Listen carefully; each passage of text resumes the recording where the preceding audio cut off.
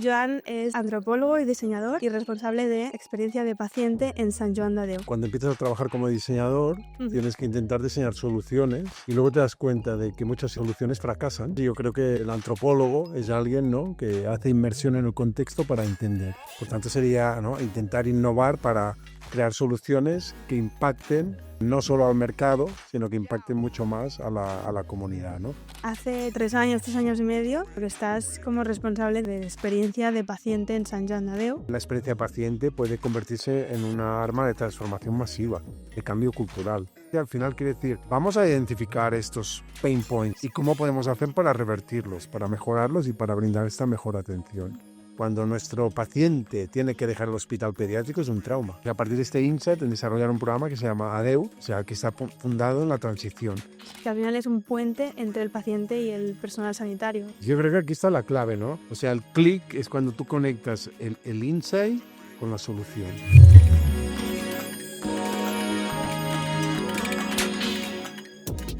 Hola a todas y a todos, bienvenidos a un nuevo capítulo de Sentir los Colores, un podcast creado por Agencia Jaimito, y hoy tenemos la suerte y el honor de hablar con Joan Vinyets. Joan es antropólogo y diseñador y responsable de experiencia de paciente en Sant Joan de Déu. Y pues hoy vamos a estar hablando con él sobre este concepto de la experiencia de paciente y sobre cómo también cómo se aplica a un centro hospitalario pionero y referente como es Sant Joan de Déu. Así que muchísimas gracias, Joan, por acompañarnos y por estar aquí. Bienvenido. Gracias a vosotros por invitarme. Lo primero de todo, que nos gustaría un poco que nos cuentes este perfil híbrido tuyo, ¿no? Antropólogo, diseñador. Un poco, no sé si viene, ¿no? ¿Qué viene antes? ¿Es en paralelo? ¿Cómo sucede esto? Sí, a ver, ¿qué viene antes? Bueno, primero estudié diseño y digamos que luego decidí estudiar antropología, es como una consecuencia, ¿no? En la medida en que cuando empiezas a trabajar como diseñador, tienes que intentar diseñar soluciones y luego te das cuenta de que muchas soluciones fracasan y intentas entender por qué. Y te das cuenta de que muchas veces los profesionales creativos pensábamos ya que sabemos la solución, pero resulta que no hemos entendido cuáles eran las necesidades reales, ¿no? Y en este sentido, pues digamos que poco a poco iba identificando que necesitaba algún tipo más de formación, poder entender, poder situarme en contexto, comprender a las personas. Y yo creo que el antropólogo es alguien, ¿no?, que hace inmersión en el contexto para entender. Claro. Claro, realmente, ¿no? Este tándem aporta muchos beneficios el uno al otro, ¿no? Porque la visión antropológica le ayuda al diseñador a acertar más, ¿no? A tener como este background. Y también la figura del antropólogo al diseñador también le ayuda, ¿no?, a crear, ¿no?, que el post sea como más teniendo en cuenta los beneficios reales, ¿no? Y cómo la aplicación real y lo que va a funcionar mejor, ¿no? También hablas, ¿no? O actualmente estás especializado en innovación social. ¿Esto es algo que ha sido así durante toda tu carrera o esto, ¿no? Cuéntanos un poco. Y también me interesa que nos expliques con tus propias palabras qué es esto de la innovación social, porque quizás a veces es un concepto que puede ser un poco abstracto, ¿no? A ver, la innovación social básicamente sería enfocarse en aportar valor hacia la sociedad y por tanto generalmente está mucho más vinculado a temas, pues, de desarrollo local, a temas del ámbito social, del sector social o a servicios públicos, generalmente, ¿no?, temas de educación y obviamente temas de salud. Por tanto sería, ¿no?, intentar innovar para crear soluciones que impacten no solo al mercado, sino que impacten mucho más a la comunidad, ¿no? Este sería el primer aspecto. Y si siempre ha sido así, obviamente como diseñador, cuando empecé mi carrera profesional, tanto aquí como luego en Milán, trabajaba para empresas y empresas punteras y líderes en temas de innovación. Pude trabajar para Fiat, para Olivetti, para Mandarina Duck. Y en este momento, pues obviamente, tú diseñabas pensando en productos que tuvieran éxito en el mercado. Pero a poco, en la medida en que también iba desarrollando esta necesidad de estudiar antropología, de entender la comunidad, las personas, las culturas, pues yo creo que poco a poco vas haciendo un viraje hacia más lo social. Y también yo creo que va muy vinculado ciclos vitales. Quizás cuando eres joven, ¿no? Quieres explorar todo y poco a poco, a medida que vas desarrollando tu carrera, te vas dando cuenta de que lo que realmente quieres es tener impacto, hacer algo relevante. Y bueno, yo siempre digo, ¿no? Quizás por la edad ahora ya, de que cuando tus nietos te digan o tus hijos te digan, bueno, ¿y tú qué has hecho en la vida? Que puedes decir, mira, yo he ayudado a personas. Y creo que en este sentido, pues poco a poco te vas orientando hacia lo social. Ahora nos hablabas de algunas experiencias, ¿no? De tuyas profesionales. ¿Hay algún highlight o alguna, ¿no? alguna experiencia que te haya resultado muy pues, inspiradora o más retadora? Yo creo que hay dos. Ujú, Hay como dos momentos, dos puntos de inflexión cuando miras hacia atrás, ¿no? Que es primero cuando decidí irme a Milán con 25 años y estudiar un máster allí. Y allí fue un punto de inflexión porque de repente éramos 25 profesionales de todo el mundo. Eso quiere decir, pues, profesionales de Japón, Alemania, Canadá, Estados Unidos, América Latina, África, ujú, Australia. Y de repente allí me di cuenta de que generalmente nos planteaban un reto el lunes, ujú, una empresa, y el viernes teníamos que haber diseñado una solución. ujú. Y allí me di cuenta de cómo afrontábamos el mismo reto de manera totalmente distinta en base a las culturas, ¿no? de cada Esto uno. fue antes de estudiar antropología. Exacto. Ujú, Y este fue un punto de inflexión hacia claro, la antropología. sí, Que me di cuenta de que la diversidad cultural acaba condicionando mucho la manera en que entiendes el problema y claro, la manera en que vas a solucionar el problema. claro. Este fue un punto de inflexión. Y luego, ya cuando en mi vida profesional como freelance, como consultor, Ujú, me acuerdo de un proyecto que hicimos para Intel, creo que era el año 2006. Hicimos un proyecto que se llamaba Global Aging, que era entender la experiencia de la gente mayor ujú, en los países donde veía el cambio demográfico más fuerte. Ellos querían identificar oportunidades para innovar con tecnología. Entonces se hizo trabajo en campo en Japón, en Estados Unidos y en Europa hicimos Italia, Francia, Suecia, España, Alemania, UK. Y para mí aquel fue un momento muy de impacto porque íbamos a casa de las personas mayores y convivíamos con ellos 3, 4 días, los acompañábamos a comprar, a la farmacia, al médico y claro, te explicaban experiencias muy impactantes. ujú, La mayoría de ellos eran gente mayor, habían vivido la Segunda Guerra Mundial cuando eran niños. Y allí de repente me di cuenta que me apasionaba esta dimensión más social de mi trabajo. ujú. Y yo creo que allí fue cuando me di cuenta de que, o sea, en lugar de intentar no aportar a una empresa que fabrica cervezas, pues que me hacía mucho más ilusión aportar a organizaciones que trabajan temas vinculados a aspectos sociales. Ujú, Con lo cual yo diría que estos dos momentos marcan un giro en mi carrera y en mi trabajo. ujú. Y ahora, hace 3 años y medio me dijiste, Sí. ¿no? 3 años, 3 años y medio, eso que estás como responsable de, digamos, de experiencia de paciente en Sant Joan de Déu. Sí. Sant Joan de Déu es un hospital pediátrico especializado en investigación oncológica, ¿verdad? ¿Correcto? Bueno, diríamos que es pediátrico y tiene un centro monográfico, que es el Pediatric Cancer Center, que es exclusivo en oncología. Y quiero decir, pero también, como no, el renombre internacional que tiene Sant Joan de Déu es también principalmente por la labor, ¿no? Por toda investigación en el área de oncología. Entiendo, ¿no? Oncología y luego últimamente, en estos últimos años, en temas de enfermedades minoritarias o raras. Vale. Bueno, en conclusión, o sea, es un hospital, pues eso, a nivel internacional pionero, muy conocido, y eso desde hace estos 3 años y medio estás ¿no? Conllevando la parte de la experiencia del paciente. Bueno, primero de todo, explícanos, ¿no? Cómo, o sea, porque realmente es como un puesto o ¿no? Un reto que no, quizás no sé si es tan común, ahora también nos contarás.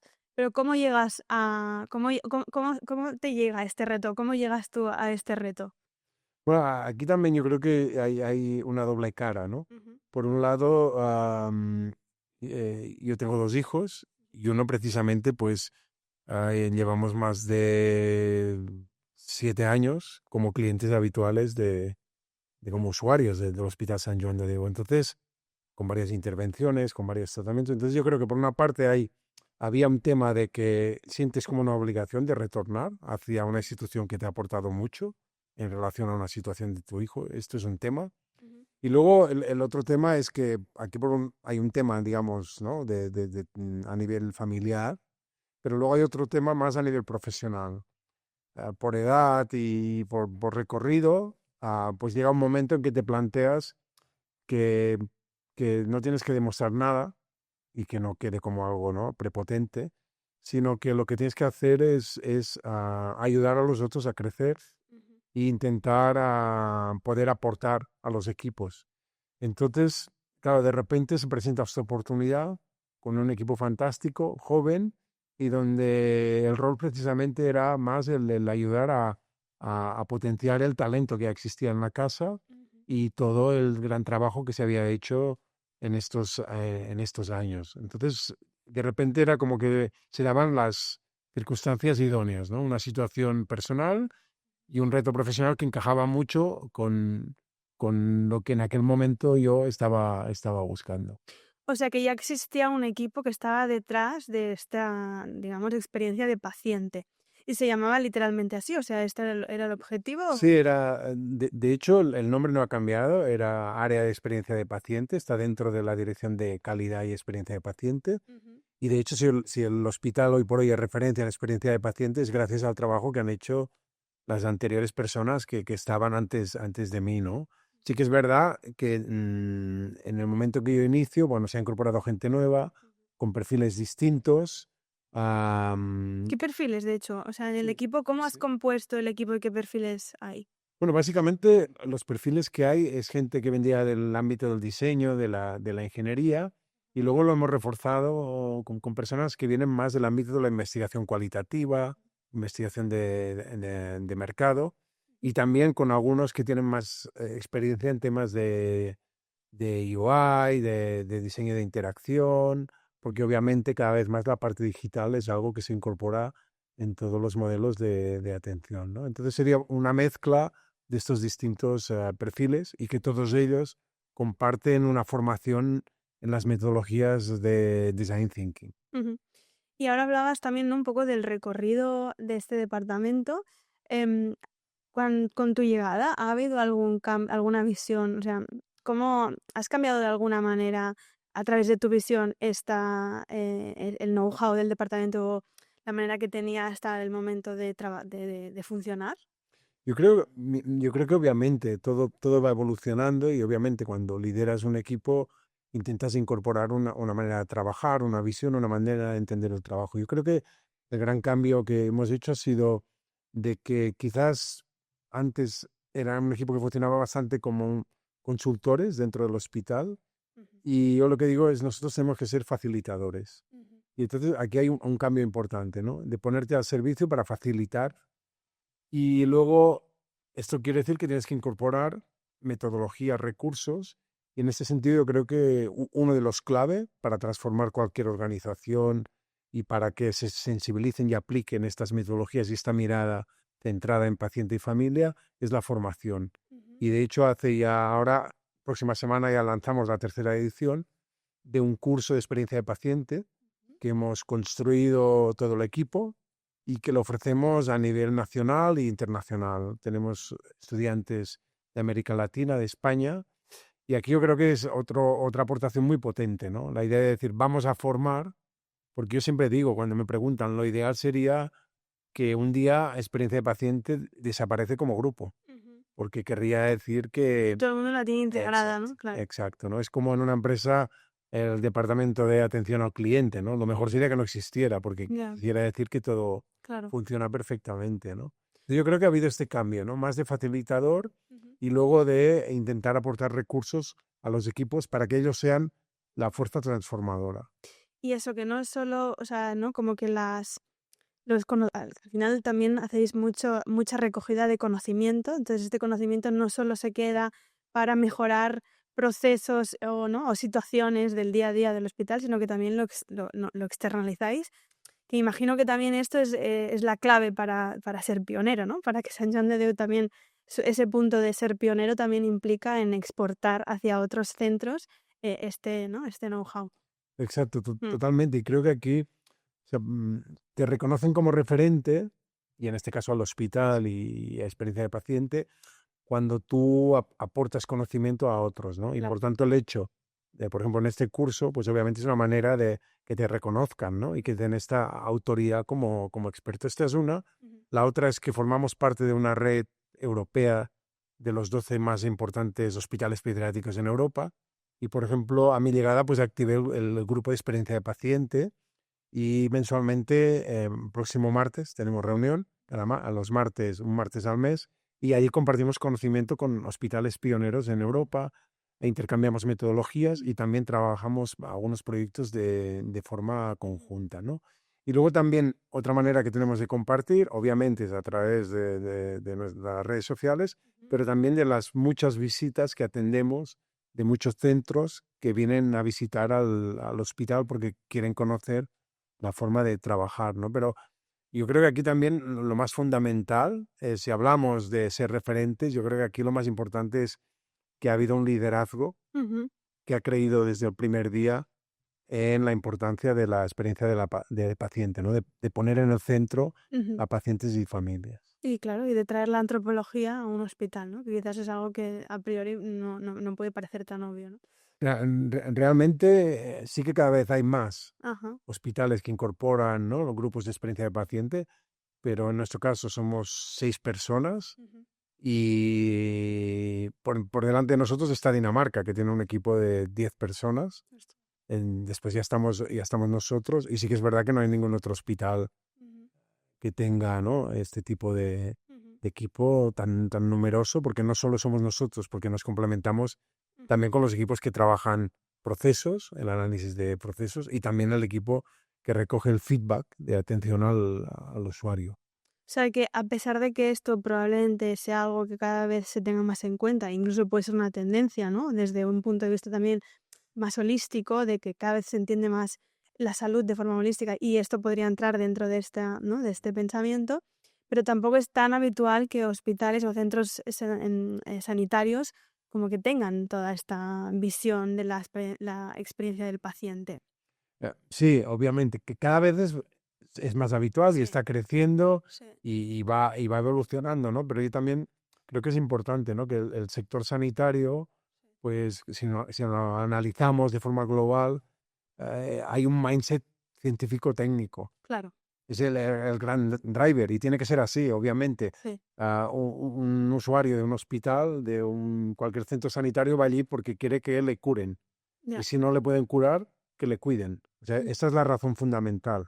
Pero sí que es verdad que cada vez más es también muy importante saber si está satisfecho o no y entender cómo ha sido la vivencia de aquel proceso asistencial, Ujú. porque también es un componente de la calidad de la atención. Y esto cada vez hay más hospitales Ujú. que lo han atendido porque al final, y vosotros sabéis mucho de esto, ¿no?, es un tema también de reputación al final. Ujú. O Ujú. sea, si, Y si a forma. mí, además de, ¿no?, de haberme atendido, Ujú. me han hecho sentir bien, pues lógicamente yo recomendaré Claro. este centro.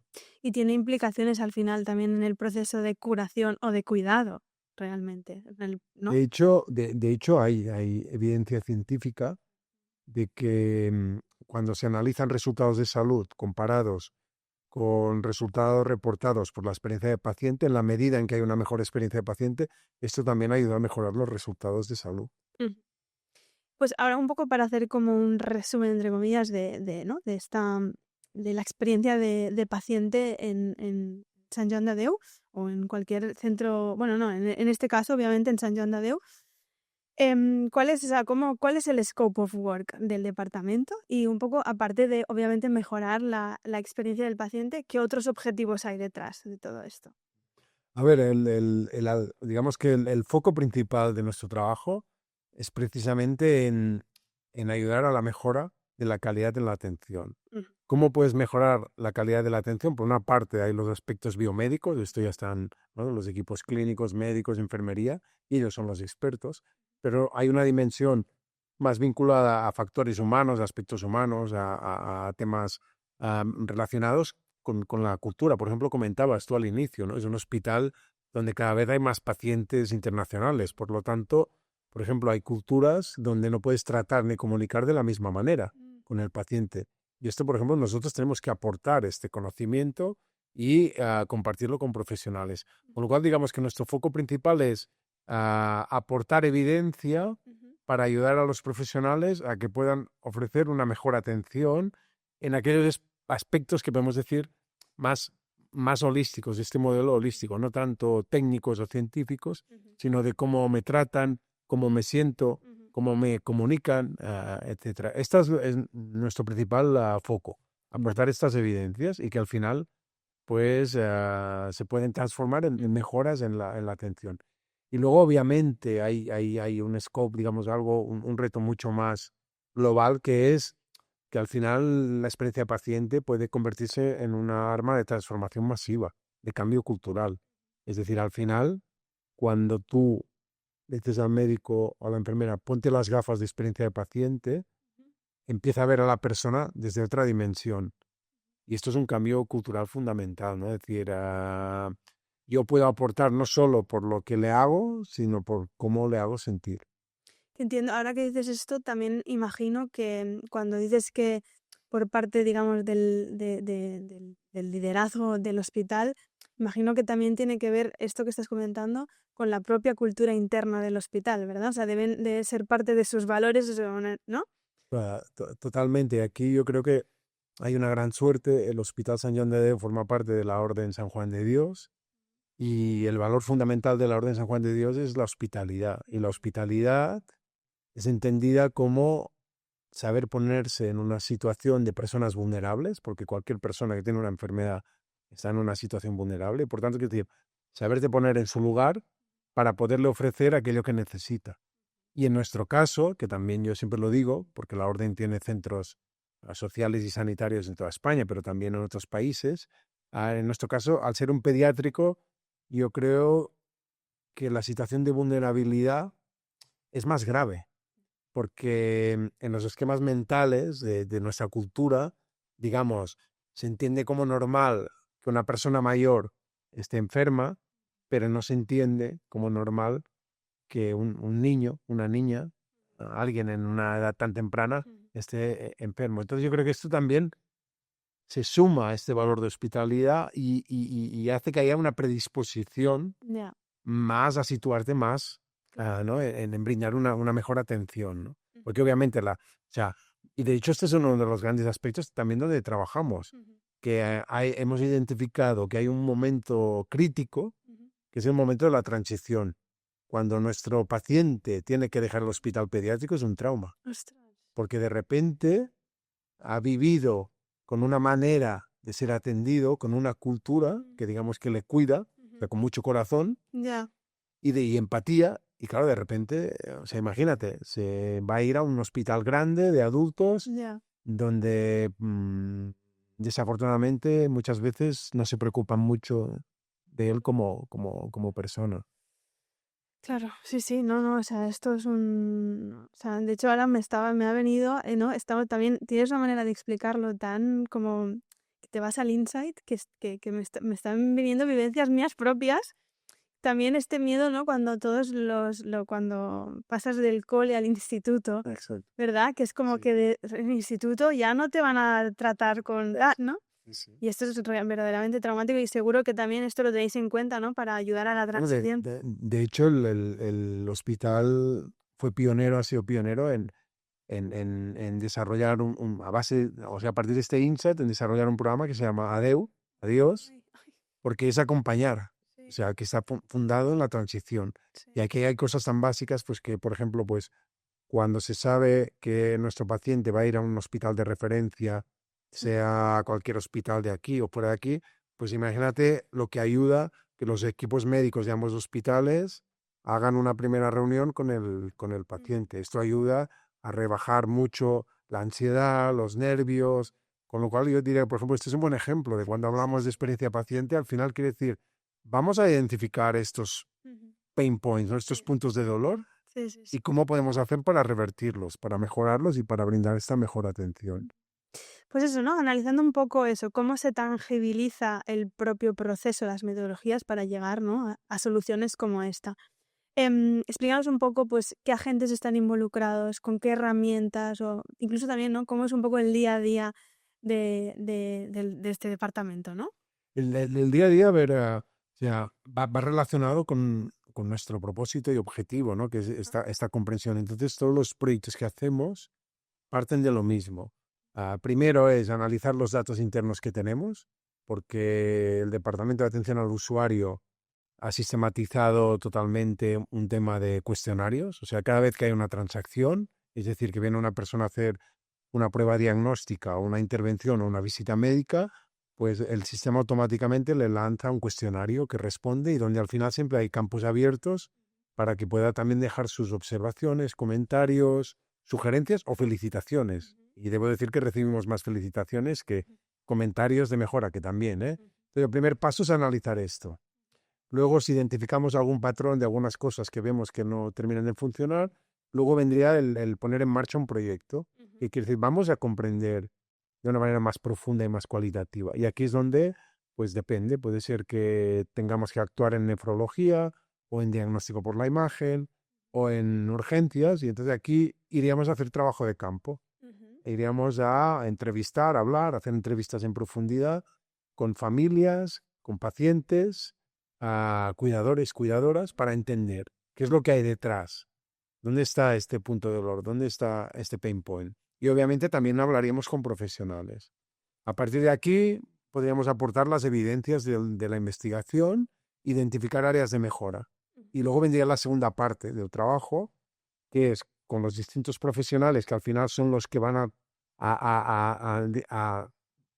poner en marcha la solución, pues trabajar con ellos y con pacientes y familias para co-crear, codiseñar la solución. Y obviamente luego ya pues vendría a hacer prototipos, pilotos, validar hasta la implementación y luego obviamente la evaluación.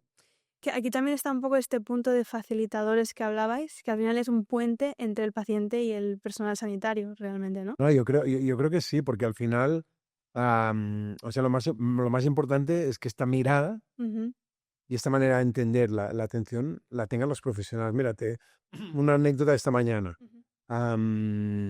Porque obviamente también el ser facilitador quiere decir que estás disponible. Claro. Pues esta mañana, ayer me contactó una enfermera, he estado con ella precisamente en el Pediatric Cancer Center, en el monográfico de oncología, y hemos estado tomando un café y hablando, ¿no? Y hablábamos de mejoras, etcétera, después de analizar datos. Y ella me decía, es que nos hemos dado cuenta que la guía ¿no? que damos cuando llegan, Ujú. de bienvenida, ¿no? Para que entiendan un poco el centro y tal, prácticamente nadie se la lee y tal y cual. Hemos pensado, hablando con compañeras, con TKs y enfermeras, que quizás estaría bien cuando se conectan al iPad la primera vez, que no pudieran proseguir si no leen una página con un resumen de la guía. Entonces, yo creo que esto es una anécdota muy ilustrativa, ¿no? De cómo al final tu trabajo es facilitar, que sepan que hay alguien Mm. que pueden consultar, que pueden contrastar, pero al final son estas personas profesionales con esta actitud las que mejoran, ayudan a Sí. mejorar. También esto demuestra mucho, ¿no?, que hay ciertos ámbitos del mundo de la empresa o de cualquier organización, como podría ser, ¿no?, este mindset de innovación o colaborativo, o incluso también el branding, ¿no?, un poco Sí, sí, barriendo para casa, sí, sí. que no son de un departamento, no son algo aislado, sino que forman parte o tienen que formar parte del ADN de todas las personas que conforman la organización, ¿no? Y esto al final, em, quien responde a que esto impregne es una cultura, o sea, una cultura interna, ¿no? Aplicarla, llevarla a la realidad, tangibilizarla, en este caso, ¿no? Pues teniendo este departamento que estáis facilitando y nutriendo a que estos profesionales tengan este mindset y actúen como tal, ¿no? Totalmente. Por ejemplo, yo una de las cosas que he incorporado siempre desde el primer día en las presentaciones que hacemos, siempre digo lo mismo. Experiencia de paciente no soy yo en Claro. el equipo. Sois los más de 3.000 profesionales de este centro. Ujú. Médicos, enfermeras, TKIs, personal de cafetería, de limpieza, de parking, de administración. Claro. Porque son ellos. Al final, la interacción que tiene Ujú. el paciente, la familia con el hospital es a través de estos profesionales. Obviamente también canales digitales, pero la más importante Ujú. es a través de ellos, ¿no? Claro. Con lo cual la cultura es fundamental y la cultura al final se hace tangible a través de los comportamientos y por imitación Mm. se difunde. Y esto es fundamental, porque en la medida, como os decía esta enfermera hoy, ¿no? En la medida en que hay esos comportamientos como el suyo, poco a poco esto va creando, ¿no? Esta mancha que se va extendiendo por toda la organización, ¿no? Y que tiene que ver con actitud, Ujú. pero que al final se visualiza a través de lo que haces. Claro. También, de hecho, eso, ¿no? Me encanta el hecho de que ya te estaba dando como una solución. O sea, ya había como hecho todo el proceso, ¿no? O sea, había llegado también, o sea, había pasado de la parte antropológica, de Sí, detectar el de problema, entender. al diseño, a la solución. Pues háblanos también un poco más, y aquí esto personalmente me tengo mucha curiosidad y me interesa mucho la parte más de las herramientas, ¿no? Utilizáis Design Thinking, entiendo, y también herramientas como quizás más clásicas del mundo cualitativo e incluso cuantitativo. ¿Nos puedes hablar un poco de estas herramientas que usáis? También me interesa mucho saber si innováis dentro de las, o sea, como si tenéis herramientas propias de Design Thinking, etcétera. Sí, a ver, primero, ante todo, yo siempre digo lo mismo, que es las herramientas sirven para lo que sirven Ajá. y cada uno se las tiene que adaptar a su realidad. Entonces no hay manuales que digan puedo aplicarlo así o así. O sea, cada uno se lo tiene que adaptar. Ujú. Entonces hay herramientas como una caja de herramientas. Ujú. El martillo sirve para unas cosas y el destornillador para otro. En nuestro mundo igual. Ujú. Todas son útiles en función de lo que quieres conseguir. Entonces, hibridamos mucho y mezclamos metodologías cualitativas, cuantitativas, proyectivas. Ujú. Entonces, utilizamos las herramientas tradicionales, entonces hacemos mucha investigación cualitativa y lo que hacemos mucho también es triangular. Ujú. Es decir, muchas veces desde lo cuantitativo vamos a lo cualitativo, o a veces desde lo cualitativo, desde la entrevista en profundidad, identificamos evidencias y luego las contrastamos con volumétricos, con cuantitativos. Ujú. Utilizamos mucho mapas de empatía. La herramienta más importante que utilizamos porque te ayuda a presentar resultados, pero también a generar ideas, sería el journey de Ujú. paciente, el viaje del paciente, marcar todas las etapas, identificar los puntos críticos. Esto ayuda muchísimo. Ujú. También utilizamos mucho personas para caracterizar perfiles de usuarios que tenemos y esto también te ayuda a presentar resultados y a generar ideas. Am, También utilizamos mucho las narrativas, Ujú. con lo cual es muy útil los diarios. Cada vez más, por ejemplo, con las tecnologías digitales, Ujú. con todo el tema de los celulares, ¿no? De los móviles, de que la gente puede hacer vídeos, fotos, todo esto te aporta mucha evidencia. Puedes recopilar todo esto y analizarlo y hablarlo con la persona. Ujú.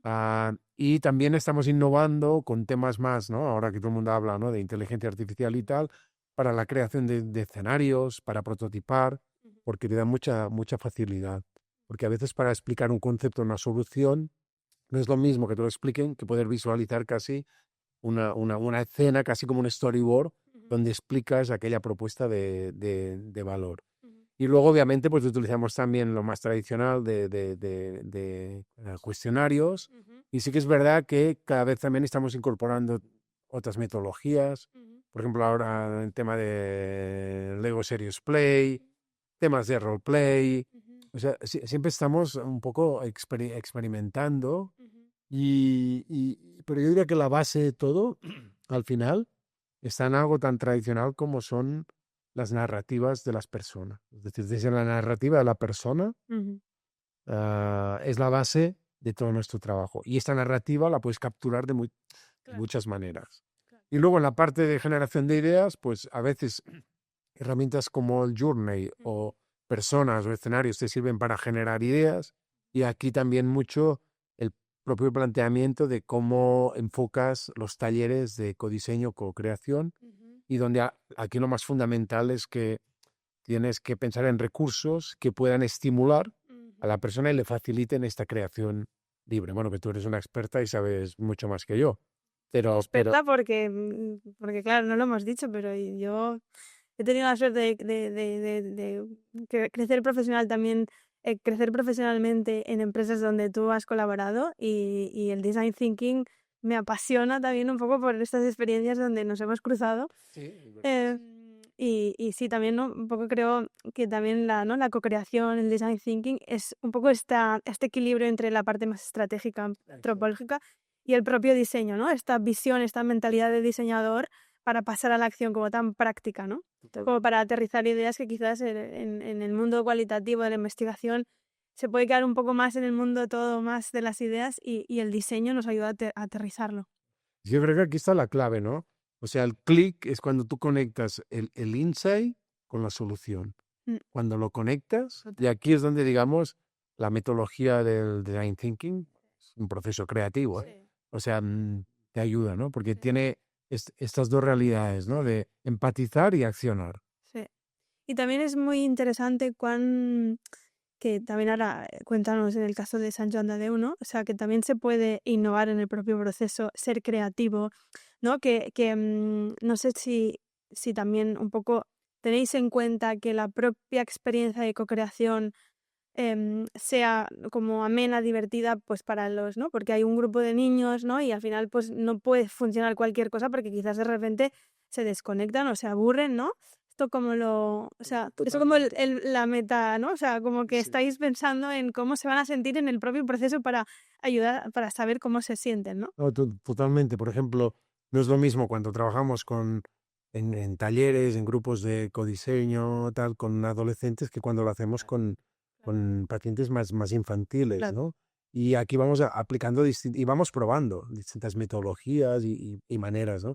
Por ejemplo, me acuerdo en un proyecto que estamos haciendo ahora transversal, que es intentar adaptar el modelo de atención al adolescente, y esto tendrá implicaciones en la manera de comunicar, de interactuar, etcétera.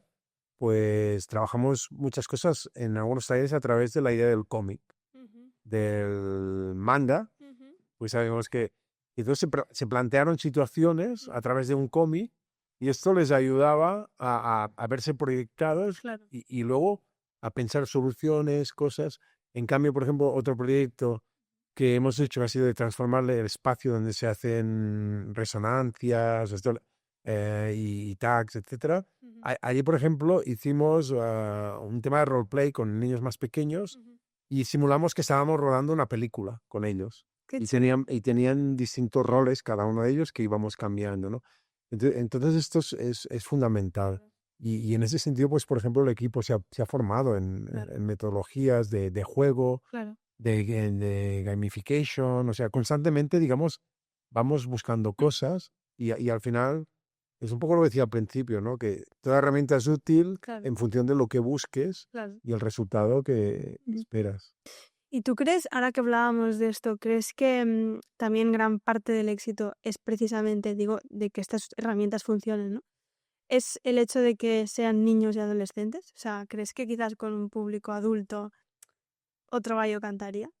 Bueno, la verdad es que, o sea, aparte de mi experiencia en San Joan de Déu, con anterioridad a San Joan de Déu, por ejemplo, me acuerdo que colaboré con una colaboración con una organización finlandesa Ujú, que hacíamos proyectos de Global Health en ujú, África, en India, en América Latina. Eran proyectos muy grandes, de 2, 3 años, sponsorizados por Bill and Melinda Gates Foundation, con equipos muy grandes, que tenías equipos distribuidos por todo el mundo y tal.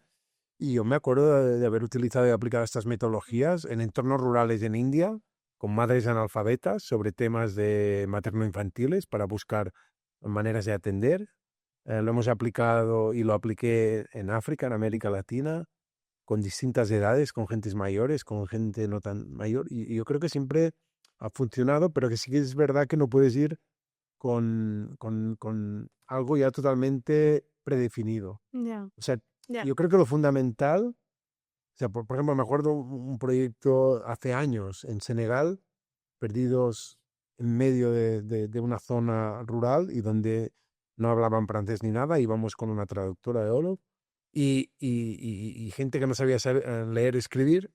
Entonces, ¿cómo trabajamos el tema? Lo trabajamos a través de colores, a través de olores. Porque Qué Tú guay. al final, y vosotros sabéis mucho de colores, al final, o sea, se trata de cómo puedes facilitar Mm, que salga aquella parte que a ti te interesa. claro. Sí, de hecho también realmente siempre, ¿no? Esto que decías ahora, siempre y cuando también como facilitador puedas ir, ¿no? O seas consciente o puedas ir empatizando con cómo se está sintiendo los participantes, ¿no? es como que si tú vas modulando el cómo se están sintiendo, pero poco a poco les haces entrar en el juego, verdaderamente te sorprendes, ¿no? Nosotros alguna vez hemos hecho sesiones, co-creaciones, pues con perfiles como muy corporativos, ¿no? Siendo una o sea, estando enfocados en B2B, hemos estado pues en sesiones donde, pues eso, típica empresa donde hay 5 fundadores, a cual más serio, ¿no? Y vas ahí con el, ¿no? Con que si los post-its y el mood board y no sé cuántos, y dices, bueno, a ver qué sale. Y realmente como, ¿no? Las personas también al final todo lo que sea también un poco salirse de, ¿no? Del día a día y poder un poco proyectar lo que llevas dentro sin tampoco a veces sin ser consciente, como que realmente sorprende lo mucho lo mucho que puedes extraer y que al final pues todos conectamos con el juego, ¿no? Total. Da igual, da igual la edad que El juego es tengamos. una experiencia universal. Está en todas las partes del mundo y nos iguala a todos. Nos iguala y aparte te hace salir la parte más profunda. Yo siempre pongo una anécdota que la he repetido 50.000 veces en todas las presentaciones y tal, que es, digo, todo el mundo ha jugado al Monopoly y cuando ha jugado al Monopoly se ha dado cuenta, dice, no, nunca había pensado que mi cuñado o mi cuñada fueran tan ambiciosos o tan, ¿no? Bueno, porque te sale esta parte profunda, ¿no? Y de hecho, al final, muchas de las metodologías de co-creación, técnicas proyectivas, etcétera, lo que van a buscar un poco es cómo puedes facilitar que salga esta parte, digamos, más primitiva, ¿no? O más auténtica, ¿no? De la persona, quizás menos racional. Claro. Y siguiendo un poco con esto también, un elemento clave también para, ¿no? Como para arrancar esta visceralidad incluso Sí, sí. de las personas es el entorno, ¿no? O sea, el espacio donde tú creas estas dinámicas. Em, por si alguien no ha estado en Sant Joan de Déu, o sea, el branding espacial, el espacio es espectacular. O sea, yo soy absolutamente fan de cómo, ¿no? De cómo está transformado el espacio. De hecho, seguro que pondremos como algunas imágenes para que la gente sea consciente. Es una interpretación también de la marca súper interesante. Y quisiera saber si un poco, también un poco que es el que va antes, ¿no? El huevo o la gallina, o sea, el hecho, el que el espacio sea así, forma parte también como, o sea, es premeditado para toda esta parte de experiencia de usuario, o como que os habéis encontrado este terreno de juego tan bien preparado para poder jugar, ¿sabes? Sí. A ver, aquí todo el tema que comentas, ¿no? De la ambientación de los espacios es gracias al excelente trabajo que ha hecho el equipo de infraestructuras Ujú. interno del hospital con Ray Pinto, con el equipo de diseño de Ray Pinto, ¿no? Ujú. Y ya llevan tantos años trabajando juntos que ya no sabes, ¿no? Ya. Dónde, de quién es, ¿no? La identidad. O sea, yo creo que han hecho un trabajo excelente y sí que es verdad que nace de una apuesta Ujú. del director gerente, que él tiene muy claro que el hospital debía de aportar este ambiente para facilitar una mejor experiencia. Entonces, fue, digamos, el primer aspecto que se trabajó incluso antes de estructurar como el departamento de experiencia de paciente, ¿no? Porque era esta visión de Manuel del Castillo, del director gerente, ¿no? O sea, él decía, bueno, pues sí que podemos competir con conocimiento, con los otros hospitales, ¿no? De referencia mundial, pero seguramente podremos competir mucho más con estos aspectos más soft, más cualitativos y donde, por ejemplo, el ambiente es fundamental. Y, y ha sido algo muy estratégico. Y luego, obviamente, pues ha sido algo que se ha incorporado y que se continúa trabajando desde experiencia de paciente. Es un elemento clave. Claro. Y porque al final un paciente, una familia va a pasar horas en el hospital y entonces hay temas de distracción, hay temas, ¿no? De confort, Ujú. sensoriales, Ujú. y donde el color, por ejemplo, es clave. Totalmente. Y qué bien usado está el color. Me encanta. ¿Nos puedes poner, Joan, también más ejemplos prácticos o como aplicaciones que habéis, ¿no? Que habéis, o espacios que habéis transformado o dinámicas que habéis cambiado gracias a, ¿no? A esta detección de estos pain points y todo este proceso? Hay muchos, por ejemplo, tú apuntabas al principio, ¿no? Este centro enfocado a paciente oncológico es un edificio al lado del hospital. Por ejemplo, este hospital ah, es como es porque fue codiseñado conjuntamente con profesionales y pacientes y familias. con anterioridad a este edificio, los pacientes oncológicos estaban en la planta octava y este es un trabajo, yo no estaba cuando se hizo, o sea, no es mérito mío, es mérito del equipo anterior, ¿no? Entonces se aprovechó que estaban en la octava planta del hospital y a través de entrevistas en profundidad, cuadernos, etcétera, se recogió un poco su experiencia diciendo, ¿qué es lo que os gusta de esta planta? ¿Qué es lo que no? Si pensáis en un edificio nuevo, ¿qué os gustaría que hubiera? Bueno, se identificaron pain points, necesidades y luego se concretó todo en un briefing de requerimientos que infraestructuras junto con el equipo de diseño y arquitectos lo transformaron. Incluso se prototipó, antes de construir el edificio, se prototipó a tamaño real muchas cosas para validar y aportar feedback a diseñadores y arquitectos. Entonces esto es una evidencia, Claro. ¿no? Otras, por ejemplo, mucho más básicas, ¿no?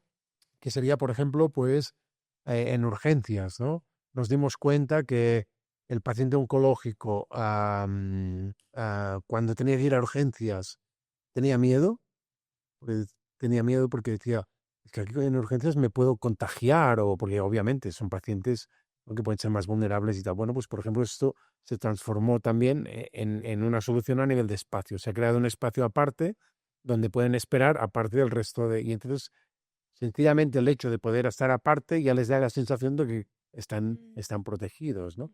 También otros elementos que se han trabajado, por ejemplo, pueden ir sobre temas de comunicación. Por ejemplo, apuntábamos al principio, ¿no?, que el hospital cada vez ha ido más a enfermedades complejas minoritarias. Son enfermedades donde hay mucha carga emocional, ansiedad, mucha tensión. Y a veces el momento del diagnóstico puede ser muy fuerte, muy impactante. Sí. Y mucho más si hay niños y niñas. Entonces, por ejemplo, se identificó que este era un pain point importante. Bueno, pues aquí se hizo todo un programa de formación que se llama Primera Noticia, o sea, la primera noticia, donde se formaron a los profesionales en habilidades comunicativas para poder dar la noticia de una mejor manera y además adaptada a los distintos estilos de comunicación de pacientes y familias. Y ahora, por ejemplo, han pasado más de 500 profesionales por este programa. Y, por ejemplo, incluso ahora lo están trabajando a nivel de simulación. O sea, se hace la formación y luego se simula una experiencia que es filmada y luego se hace el debriefing. Y analizan cómo han interactuado y cómo lo han hecho, ¿no? Otras intervenciones, por ejemplo, ¿no? El hospital es referente en la terapia de CAR-T.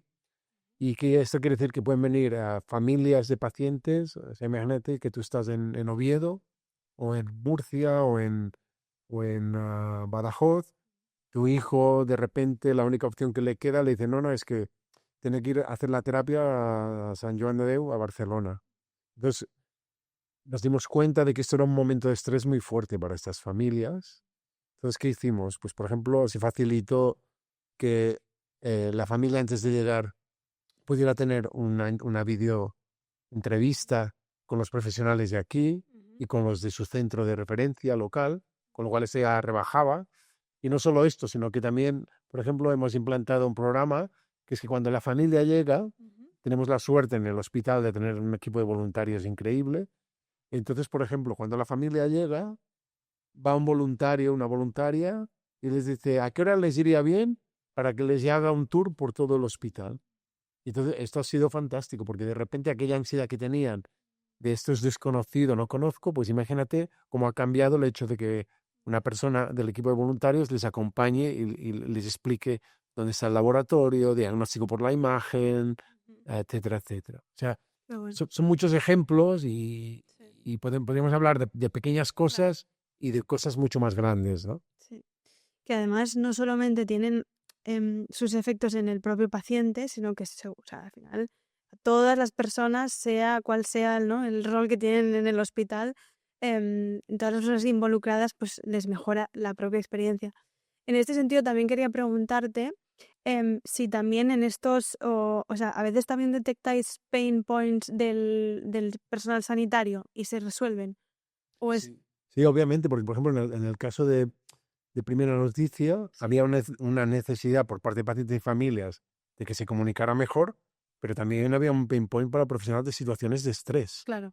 que de repente ahora han desaparecido, porque en la formación que tienen, una parte de la formación es identificar estilos de comunicación distintos. Mm. ¿Qué quiere decir? Que si ellos son conscientes que hay familias que a lo mejor le tienes que... o sea, hay varios estilos, ¿no? Hay gente que necesita mucho más el dato. Ya, Hay gente que no puedes entrar directamente al dato, que le claro. tienes que dar el contexto. Entonces, si tú sabes esto y adaptas tu estrategia de comunicación a estos estilos, o sea, de repente Ya. el estrés que se producía antes desaparece. Ujú, O sea, totalmente, sí, obviamente. ujú. Al final, una mejor atención Claro. repercute e impacta En en todos. ambos, ¿no? Ujú. Y pues un poco yéndome a esto, ¿no? A cómo les impacta, ¿qué feedback os dan tanto, bueno, en este caso también el personal sanitario? Entiendo que, bueno, por todo lo que has ido contando, entiendo que es algo que no les molesta, digamos, ¿no? Pero ¿ha habido alguna situación que quizás, ¿cómo no?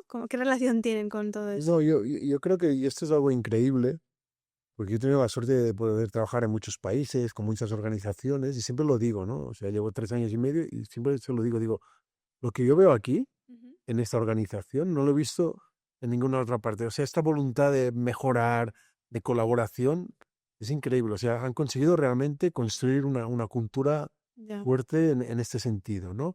Y la verdad es que todo el mundo está muy agradecido, ¿no? Y Ujú. luego por parte de pacientes y familias, es curioso porque siempre cuando terminamos, ¿no? Entrevista, cuando terminamos una dinámica, un grupo de trabajo, un taller, siempre les dices, ¿no? Les dices, oye, la semana pasada en el Consejo de Familias, ¿no? Queríamos validar unos conceptos y tal, estuvimos con ellos, habían 12 familias y cuando terminas, ¿no? Les das las gracias. Dice, no, no, Ujú. dice, gracias a vosotros, Ujú. porque esto a mí me ha sido muy útil, Ya. Mm. porque al final también el poder compartir experiencias que a veces son similares, a veces no, pero el sentir, ¿no? A los otros también les ayuda a ellos, digamos, yo entiendo, a poder llevar mejor una situación que, bueno, que es impactante, Ujú. Y este es el para qué de la innovación social, volviéndonos al inicio. totalmente. Al final, si puedes aportar un poco de más bienestar Claro. a la persona, Ujú, ¿no? Ah, ujú. Entonces, misión cumplida. Total. Pues ya para ir cerrando, te voy a hacer unas dos últimas preguntas. La penúltima es, ¿qué otras, esto es así como más de juego, qué otras instituciones crees que les falta, que necesitan a un Joan Vinyets liderando un departamento de experiencia de usuario, de lo que sea? Bueno, no un Joan Viñedo, o sea, figuras como, o sea, roles como los que yo hago.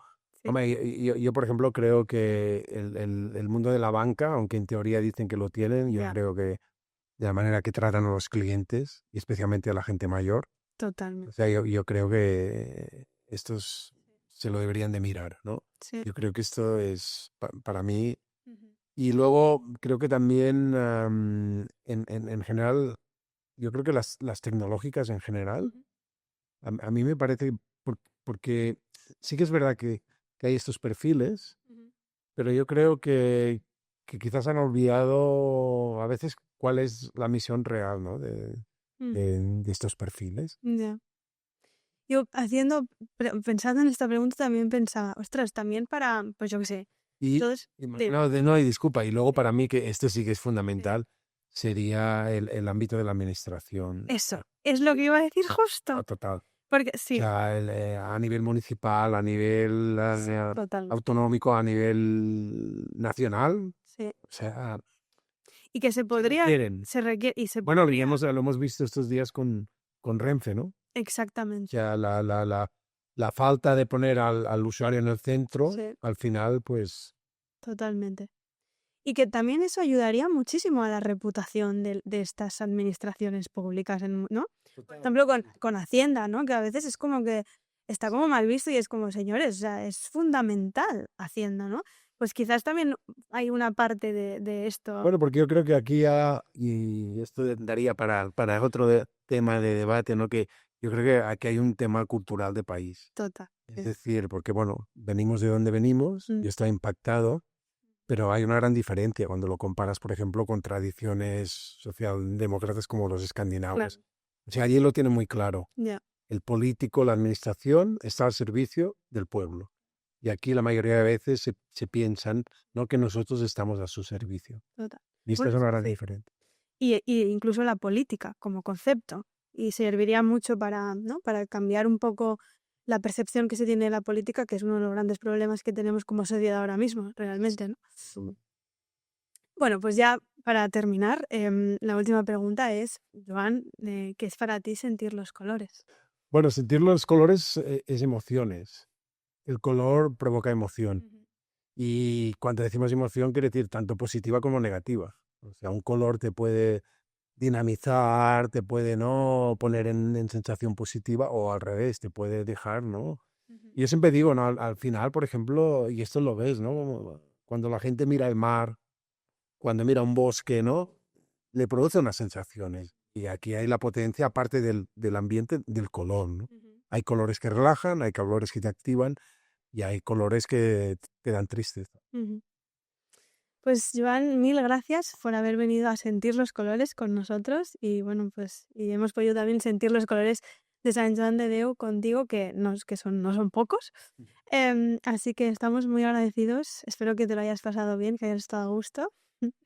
Y nada, pues muchísimas gracias de todo corazón. Ha sido un gran placer. Bueno, también para mí, gracias y felicidades por la iniciativa. Mil gracias, Joan. Pues bueno, hasta aquí este capítulo de Sentir los colores. Si os queréis suscribir al canal, pues nos va a servir mucho también para poder seguir haciendo entrevistas así de interesantes. Y pues nos vemos en el próximo episodio.